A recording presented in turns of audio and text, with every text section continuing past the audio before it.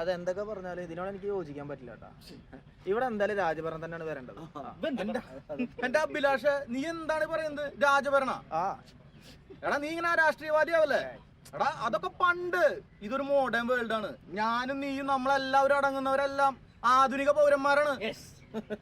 ഞാനൊരു കാര്യം പറയട്ടെ, ഈ രാജാവിന്റെ കീഴിലെ ആധുനിക പൗരനായിക്കൂടെ നമുക്ക്? എന്താ അങ്ങനെ പറ്റില്ലേ?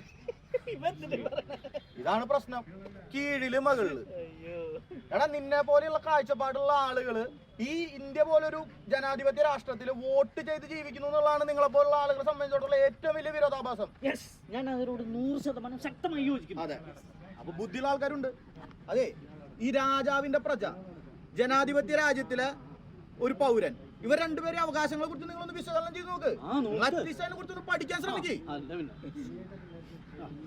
ഒരു മിനിറ്റ്, കേട്ടില്ല നീ എന്തിട്ടേ അതിന് നീ ഒരു തേങ്ങലിക്കും പോണ്ട.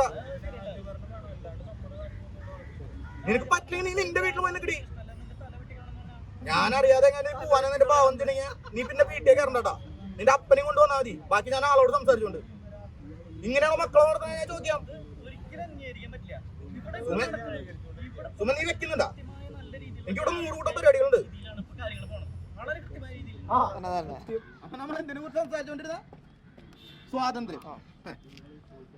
ബാഹ്യ ശക്തികളോടും ആന്തരിക ശക്തികളോടും നിരന്തരം ഫൈറ്റ് ചെയ്ത് നേടിയതാണത്. ആർട്ടിക്കിൾ 19 എന്താ പറയണേ? എന്താ പറഞ്ഞ ഉണ്ണി പറ? All citizen shall have the rights. എന്തിനാ? ഒരു minute.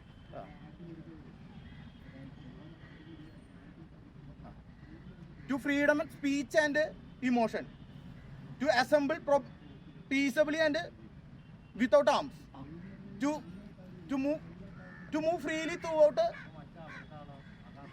the territory of India. ഇതെന്താ രാജഭരണത്തെ പറ്റില്ല? അങ്ങനെ തള്ളിക്കളയാൻ പറ്റുന്നതല്ല. അത് പറഞ്ഞ കാര്യങ്ങൾ വളരെ കൃത്യമാണ്. To move freely throughout the territory of India. കൃത്യമാണ്.